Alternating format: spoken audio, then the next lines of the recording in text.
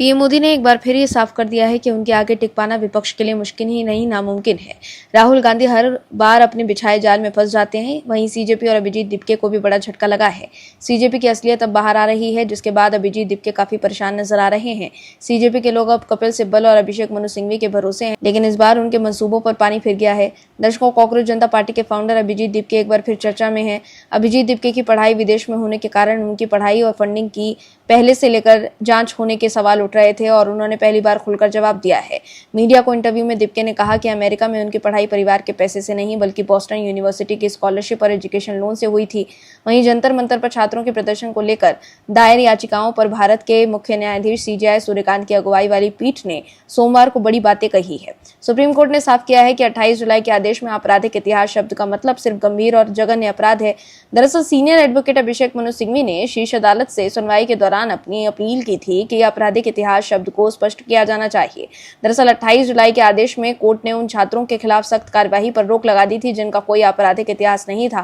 Court ने ये बात साफ की कि जब याचिकाकर्ताओं ने कहा कि ये शब्द अस्पष्ट है और इससे उन छात्रों को परेशानी हो सकती है जिन पर छोटे मोटे अपराधों का आरोप है, वहीं सुप्रीम कोर्ट ने राज्य को छात्रों के खिलाफ दर्ज एफआईआर को बंद करने या वापस लेने की भी इजाजत दे दी है। पीठ ने इसी के साथ मामले की अगली सुनवाई 18 अगस्त को तय कर दी है। वहीं सीजेआई सूर्यकांत ने कहा कि जरूरत से ज्यादा बल प्रयोग करने वाले पुलिस अधिकारी को बेवजह सुरक्षा नहीं मिलनी चाहिए और ऐसा भी नहीं होना चाहिए कि छात्र विरोध प्रदर्शन की आड़ में किसी कुख्यात अपराधी को भी सुरक्षा मिल जाए। वहीं सिंघवी ने यह भी कहा है कि आपराधिक इतिहास शब्द को स्पष्ट किया जाना चाहिए ताकि ड्राइविंग नियमों के उल्लंघन जैसे छोटे मोटे अपराधों का सामना करने वाले छात्रों को परेशानी न हो। दर्शकों, विपक्ष जो भी कहे, लेकिन आप दर्शक चाहते हैं कि सीजेपी के आंदोलन में आपराधिक इतिहास वाले जो लोग हिंसा कर रहे थे उन पर कार्यवाही होनी चाहिए, तो यस और वी सपोर्ट पीएम मोदी जरूर लिखें ताकि विपक्ष को साफ संदेश जाए कि देश के लोग पीएम मोदी के साथ हैं। इस खबर में आगे बताएंगे आपको सब कुछ डिटेल में कि कैसे सीजेपी की नींद उड़ाने वाली खबर सामने आई है और कैसे राहुल गांधी की बढ़ गई है चिंता। तो बने रहिए हमारे साथ अंत तक और देखते रहिए हमारी यह खास रिपोर्ट। साथ ही आप दर्शकों से विनम्र निवेदन है कि अगर आपने अभी तक चैनल को सब्सक्राइब नहीं किया है तो अभी कर लीजिए, साथ ही बेल आइकन को दबाना बिल्कुल भी ना भूलें। दर्शकों, पेपर लीक पर सरकार को घेरने वाले अब एक्सपोज हो गए हैं। अभिजीत दिपके बीजेपी पर तो सवाल उठा रहे हैं, लेकिन जिस राज्य में कांग्रेस और आम आदमी पार्टी की सरकार है वहां हो रहे पेपर लीक पर अभिजीत दिपके चुप्पी साधे हुए हैं। राहुल गांधी भी एक शब्द नहीं बोल रहे। दरअसल कर्नाटक में 3991 सिविल पुलिस कांस्टेबल पदों के लिए आयोजित भर्ती परीक्षा विवादों के घेरे में आ गई है। विजयपुरा जिले के टिकोटा स्थित एक परीक्षा केंद्र पर अभ्यर्थियों ने जमकर हंगामा किया और परीक्षा का बहिष्कार किया। वहीं उम्मीदवारों का आरोप लगा था कि उन्हें प्रश्न पत्र करीब आधे घंटे देरी से दिए गए और ओएमआर शीट बांटने की प्रक्रिया में भी बड़े पैमाने पर गड़बड़ी की गई। सालों से तैयारी कर रहे युवाओं ने पूरी परीक्षा रद्द कर दोबारा परीक्षा कराने की मांग की है। वहीं मामला उस समय और गर्मा गया जब राज्य के गृह मंत्री प्रियांक खड़गे ने प्रदर्शनकारी छात्रों पर एक विवादास्पद टिप्पणी कर दी। विपक्ष द्वारा इस्तीफा मांगे जाने पर खड़गे ने तंज कसते हुए कहा कि हाँ, मैं इस्तीफा दे दूंगा। पहले उन्हें 25 दिन भूख हड़ताल पर रहने के लिए कहिए, अगर फिर भी वो नहीं माने तो हम एक बार लाठीचार्ज करेंगे और उसके बाद मैं इस्तीफा दे दूंगा। वहीं गृह मंत्री प्रियांक खड़गे के इस बयान के बाद अभ्यर्थियों और विपक्षी दलों का गुस्सा फूट पड़ा है। बयान पर घिरने के बाद खड़गे ने सफाई देते हुए कहा कि 4.5 लाख से ज्यादा परीक्षार्थियों में से महज 120 लोगों को ही समस्या हुई है। उन्होंने पलटवार करते हुए पूछा कि बीजेपी सरकार के कार्यकाल में हुए पीएसआई घोटाले के दौरान तत्कालीन नेताओं ने इस्तीफे क्यों नहीं दिए थे।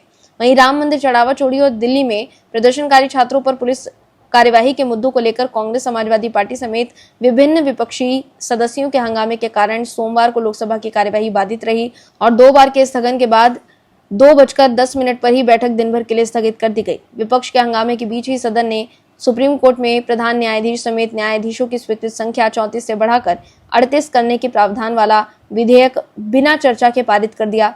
सरकार ने विपक्षी सदस्यों के शोर शराबे के बीच ही भारतीय सांख्यिकी संस्थान विधेयक 2026 और बैंक कार बही साक्ष्य विधेयक 2026 भी पेश किए। कॉकरोच जनता पार्टी की असलियत अब बाहर आ रही है। एक के बाद एक हो रहे खुलासे से देश के लोग काफी हैरान हैं। जिस तरह से अमेरिका से आकर अभिजीत दिपके ने जंतर मंतर पर आंदोलन किया और उस आंदोलन में जिस तरह से करोड़ों रुपए पानी की तरह बहाए गए, उससे अभिजीत दिपके सवालों के घेरे में है। वहीं सीजेपी के प्रोटेस्ट में विदेशी फंडिंग को लेकर भी गंभीर आरोप लग रहे हैं। कहा यह जा रहा है कि दुबई और कुवैत जैसे देशों से लोग आंदोलन में शामिल होने आए थे। शिकायत में आरोप लगाया गया है कि भारत की राष्ट्रीय सुरक्षा, कानून व्यवस्था और केंद्र सरकार की नीतियों के खिलाफ माहौल बनाने के लिए ऑफशोर यानी विदेश स्थित वित्तीय संसाधनों का इस्तेमाल किया गया है। आरोप है कि याचिकाकर्ताओं ने इस मामले में राष्ट्रीय जांच एजेंसी एनआईए, ईडी, गंभीर धोखाधड़ी जांच कार्यालय और आईबी से बहु एजेंसी की मांग की है। रक्षा विशेषज्ञों का मानना है कि 2019-20 के शाहीन बाग आंदोलनों की तर्ज पर ही विदेशी खातों और संस्थाओं से फंड ट्रांसफर कर इस विरोध प्रदर्शन को हवा दी गई। कई लोग विदेशों से फ्लाइट में भर भर कर प्रोटेस्ट में शामिल होने आए थे। इरशाद अनफस और टोयो के नेतृत्व में आए 23 कर्मचारियों के हवाई टिकट, रहने खाने और दैनिक भत्तों का पूरा खर्च कंपनी द्वारा उठाया गया था। वहीं रिपोर्ट्स के मुताबिक शाजी मडथिल का पृष्ठभूमि रिकॉर्ड बहुत अमीर कारोबारी का नहीं रहा है और दुबई में उन पर चेक बाउंस और धोखाधड़ी के कई मामले दर्ज हैं। ऐसे में सवाल ये उठ रहा है कि क्या ये पैसा उनका अपना था या किसी बाहरी अंतर्राष्ट्रीय संगठन का। वहीं अब अभिजीत दिपके भी सवालों के घेरे में है, जिसके बाद सीजेपी की बेचैनी बढ़ गई है। दर्शकों, सीजेपी के फाउंडर अभिजीत दिपके की अमेरिका में पढ़ाई हुए खर्च पर सवाल उठाए गए और आरटीआई दायर की गई तो पार्टी भड़क गई है। सीजेपी ने आरटीआई दायर करने वाले से कहा है कि वो कभी पीएम केयर्स फंड की ओर भी देखने की कोशिश करें। दरअसल गुजरात के सूरत के एक समाजसेवी अमित तिवारी ने बताया कि उन्होंने सीजेपी कपिल सिब्बल की ओर से पार्टी को मिले फंड और पार्टी फाउंडर अभिजीत दिपके के पिता भगवान राव दिपके की कम सैलरी में उन्हें अमेरिका में पढ़ाई कर खर्च करने की जानकारी को लेकर 3 आरटीआई दाखिल की। इसी पर कॉकरोच जनता पार्टी तिल मिला गई है। सीजेपी को लग रहा है कि अब उनकी पोल खुल गई है, इसलिए अब सीजेपी के लोग काफी बेचैन नजर आ रहे हैं। सीजेपी की एक प्रवक्ता वैष्णवी गौड़ ने आरटीआई दायर करने वाले अमित तिवारी पर आरोप लगाया है कि वो एक निजी व्यक्ति को टारगेट कर रहे हैं। वैष्णवी गौड़ ने एक्स पर अमित तिवारी के बयान पर प्रतिक्रिया देते हुए लिखा कि एक निजी व्यक्ति की शिक्षा पर हुए खर्च पर आरटीआई लगाने वाले कभी पीएम केयर्स फंड की तरफ भी देखें।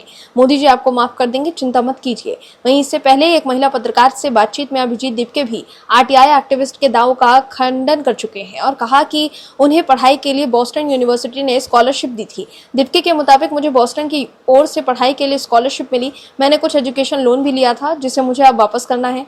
दर्शकों, आपको बता दें कि आरटीआई एक्टिविस्ट अमित तिवारी ने चुनाव आयोग में सीजेपी के खिलाफ एक शिकायत दर्ज कराई है। वहीं दूसरी शिकायत उन्होंने central board of indirect taxes and customs में दर्ज कराई है कि सीजेपी को राज्यसभा सांसद कपिल सिब्बल ने जो 1 करोड़ रुपए का फंड दिया है उस पर 18% जीएसटी वसूला जाए। वहीं तीसरी शिकायत महाराष्ट्र सरकार से की गई है। इसमें ये शिकायत की गई है कि अभिजीत दिपके के पिता भगवान राव दिपके MIDC में जूनियर इंजीनियर थे। उन्होंने 60 से 65 हजार की सैलरी में बच्चों को अमेरिका में कैसे पढ़ाया। अमेरिका में 1 साल पढ़ाई का खर्च 30 लाख रुपए से लेकर 1 करोड़ रुपए तक आता है, तो इतनी रकम कहां से आई। अगर आय से अधिक संपत्ति का मामला है तो कड़ी कार्यवाही की जाए। तो देखा आपने कि कैसे अभिजीत दिपके और सीजेपी घिर गई है। वहीं ये भी सवाल उठ रहा है कि आंदोलन के दौरान जंतर मंतर पर जो हर दिन 8 से 10 लाख रुपए का खाना खिलाया जा रहा था उसे कौन फंड कर रहा था। वहीं कई लोग विदेशों से फ्लाइट में भर भर कर प्रोटेस्ट में शामिल होने आए थे। इरशाद अनफस और टोयो के नेतृत्व में आए 23 कर्मचारियों के हवाई टिकट, रहने खाने और दैनिक भत्तों का पूरा खर्च कंपनी द्वारा उठाया गया। दर्शकों, एक कर्मचारी जो अपनी मर्जी से छुट्टी लेकर किसी कारण के समर्थन में आता है वो उसकी व्यक्तिगत स्वतंत्रता है, लेकिन जब एक विदेशी नियोक्ता हवाई जहाज का टिकट, होटल, खाना और रुकने की अवधि खुद तय करके कर्मचारियों का जत्था भेजता है तो ये स्वतः स्फूर्त जन आंदोलन नहीं बल्कि एक सुनियोजित प्रायोजित गतिविधि है। तो देखा आपने कि कैसे अभिजीत दिपके और सीजेपी सवालों के घेरे में है। वहीं चौतरफा घिरने के बाद कॉकरोच जनता पार्टी के मुख्य सदस्य अपने भविष्य के एजेंडे पर चर्चा के लिए 5 अगस्त को महाराष्ट्र के छत्रपति संभाजी नगर में एक बैठक करेंगे। संगठन के सूत्रों ने ये जानकारी दी कि उन्होंने बताया है कि ये बैठक सीजेपी के संस्थापक अभिजीत दिपके के आवास पर होगी। ऐसे में अब जांच के बाद दूध का दूध और पानी का पानी हो जाएगा। पीएम मोदी ने एक बार फिर ये बता दिया है कि उनकी रणनीति के आगे विपक्ष के लिए टिक पाना मुश्किल ही नहीं नामुमकिन है। राहुल गांधी हर बार मोदी सरकार को घेरने की कोशिश करते हैं, लेकिन हर बार वो खुद ही बैकफुट पर आ जाते हैं। एक बार फिर राहुल गांधी को बड़ा झटका लगा है, जिसके बाद वो चिंतित नजर आ रहे हैं। दरअसल राहुल गांधी विपक्ष को एकजुट नहीं कर पा रहे। अब MK स्टालिन की पार्टी ने कांग्रेस को बड़ा झटका दिया है, जिससे राहुल गांधी स्टालिन के आगे हाथ फैला रहे हैं। दर्शकों, आपको बता दें कि लोकसभा में नेता विपक्ष राहुल गांधी ने परिसीमन बिल पर सरकार को हराने की अपील करके राजनीति को गरमा दिया है। उनकी इस अपील को स्टालिन की पार्टी DMK से ज्यादा जोड़कर देखा जा रहा है। उन्होंने कहा कि तमिलनाडु को एकजुट होकर विरोध करना चाहिए। ऐसे में चर्चा शुरू हो गई कि क्या 5 अगस्त को सरकार ये बिल रखेगी, क्योंकि ये तारीख सरकार के लिए काफी अहम रही है। दरअसल दिल्ली के जंतर मंतर पर सीजेपी के प्रोटेस्ट, संसद मार्च में दिल्ली पुलिस RAF के बल प्रयोग पर कांग्रेस आक्रामक है, लेकिन 5 अगस्त की तारीख से पहले लोकसभा में नेता विपक्ष राहुल गांधी ने परिसीमन बिल पर बीजेपी की अगुवाई वाली मौजूदा सरकार को हराने की अपील करके राजनीति को गरमा दिया है। राहुल गांधी ने अपनी अपील में कहा था कि तमिलनाडु के एक भी सांसद को इस बिल का समर्थन नहीं करना चाहिए।